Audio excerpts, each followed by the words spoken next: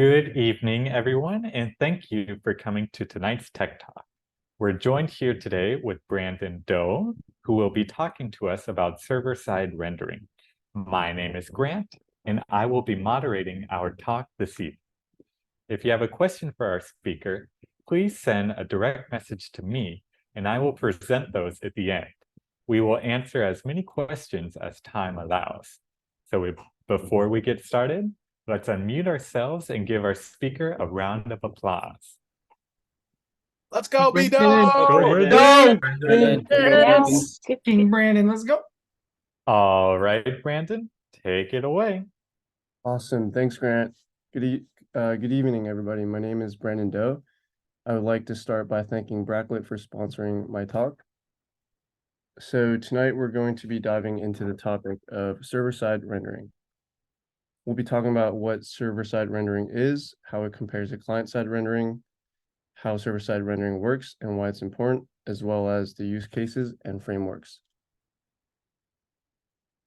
So what is server-side rendering? Server-side rendering is a standard technique used in front-end web development that serves ready-to-be rendered HTML from the server. Unlike traditional client-side rendering, where the browser loads a basic HTML file, then executes JavaScript to render the content, server-side rendering handles the rendering process all on the server side. Server-side rendering can also target specific sections of a web page to be rendered, which is an essential feature for complex web applications containing multiple components. This concept enables prioritization, allowing critical components to be rendered first on the page. To reiterate, here are some main differences between SSR and CSR. SSR focuses on initial load, prioritizing on delivering the initial content, which is ideal for content-heavy web pages where SEO or search engine optimization is important. Whereas client-side rendering focuses on dynamic and highly interactive web applications, where flexibility and real-time updates are crucial. Developers will need to weigh the pros and cons of each type of rendering and see what aligns with the web application they are building before making their decision. So let's take a deeper look at how server-side rendering works.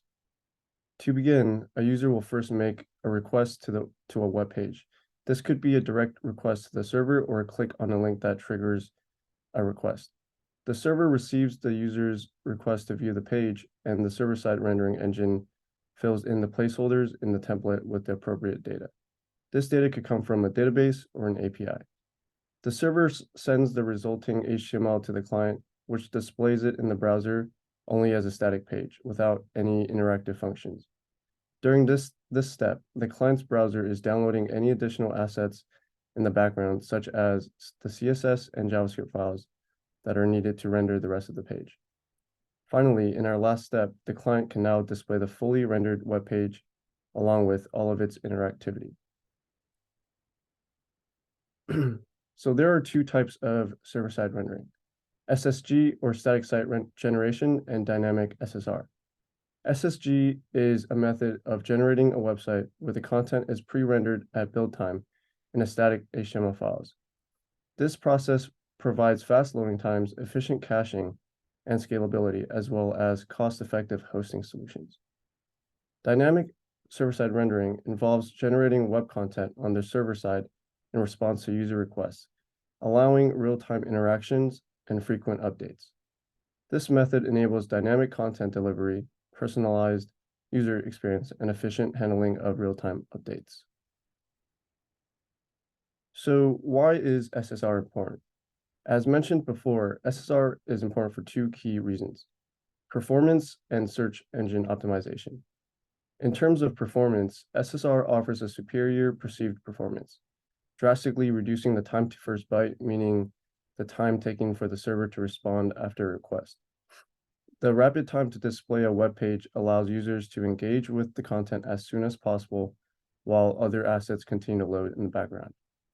SSR is optimized for mobile devices because it shifts the rendering process from the user's mobile device to the server side. This optimization substantially reduces battery and CPU usage on users' phone, improving their experience. From an SEO perspective, fast initial page loads are crucial. Search engines such as Google favor websites that deliver content quickly to users. When a web page loads quickly, search engine bots can efficiently analyze its contents. This efficient analysis speeds up the process for the search engine bots to crawl and index new content, ensuring the website's latest information is promptly integrated into search results. Consequently, this streamlined process contributes to enhanced search rankings. SSR offers significant SEO advantages in social media platforms like Facebook and Twitter by ensuring that the shared content, such as links or pictures on a user's post, appears accurately and visually appealing on various platforms. This increases click-through rates, which is directly correlated to higher SEO rankings, as well as a consistent user experience.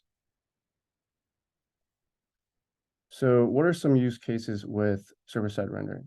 Content-heavy pages like streaming sites, blogs, and news sites will benefit from SSR by reducing the amount of JavaScript needed to be executed on the client side.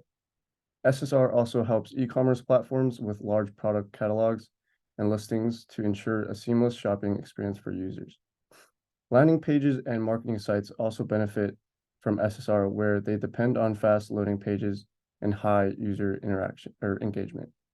Again, social media applications often utilize SSR, where the sites need to generate preview snippets when users want to share links and content, improving click-through rates and driving more traction to their websites. Server-side frameworks like Next.js, Nuxt.js, and Angular Universal makes it easier to implement server-side rendering and other features by simplifying the complexity and providing a more structured development environment. SSR frameworks comes with built-in routing based on the file structure to streamline the process of defining routes. They enable automatic code splitting, which optimizes bundle size and enhance load times to increase performance. These frameworks handle hydration automatically, allowing developers to adopt a more declarative approach to building applications. SSR frameworks like Next.js also offer server-side fetching, facilitating seamless data retrieval on the server. They also have caching features that allow for efficient management of server responses, reducing the load on servers and improving overall application performance. This caching mechanism ensures that frequently accessed data or pages are stored temporarily, reducing the need for repeated computations or database queries, thereby enhancing the user experience by delivering content faster. Additionally, these frameworks often provide options for cache configuration and invalidation strategies, allowing developers to fine-tune the caching behavior based on specific application requirements and use cases. So one SSR concept we mentioned earlier was code splitting. Code splitting is a technique where JavaScript code is split into smaller chunks that can later be loaded on demand. Bundling is great, but as your application grows bigger, so will your bundle size. Frameworks like React and Vue support dynamic imports and lazy loading, which enables developers to utilize code splitting more efficiently. Code splitting your app can help you lazy load just the things that are currently needed by the user. While the amount of code stays the same, you reduce the amount of code needed to render during the initial load, avoiding to load code that users may never even need. Here's an example usage of the React lazy method. It takes a function called a dynamic import that must return a promise, resolving to a default module export containing that React component. The lazy component should then be rendered inside a suspense component, which allows developers to show some fallback content while waiting for the lazy component to load. The fallback property accepts any React elements that you want to render while waiting for the component to load. You can place the suspense anywhere above the lazy component and even wrap multiple fallback components with a single suspense component. Let's talk about the second concept we learned today, hydration. This concept is crucial for any type of web page rendering. Hydration or rehydration is a technique where a front-end framework renders the HTML of the React component on the server side and converts it to a static HTML string. The static HTML string is then sent to the browser when the web page is requested.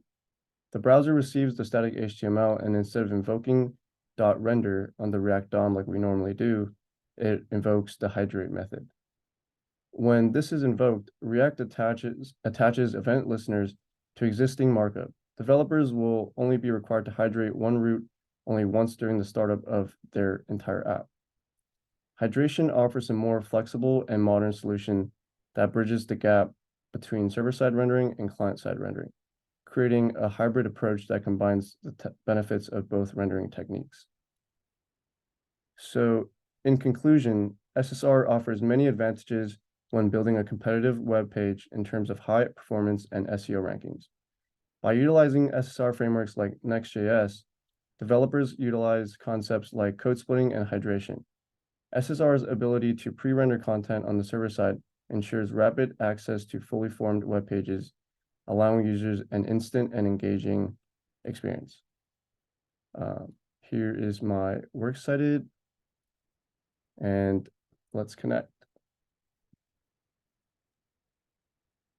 All right, everyone, let's unmute to give another round of applause for Brandon. Yo, that was Yo, you amazing, killed it. Brandon. Killed it, Brandon. Great job, Nice, Brandon. Good job. Nice job, brother.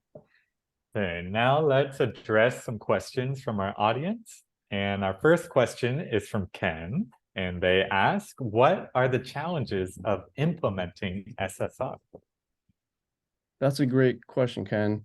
Implementing SSR can sometimes be more complex than client-side rendering, especially for applications with complex client-side logic. Synchronizing the state between the server and client, handling authentication, and managing third-party libraries might present significant challenges.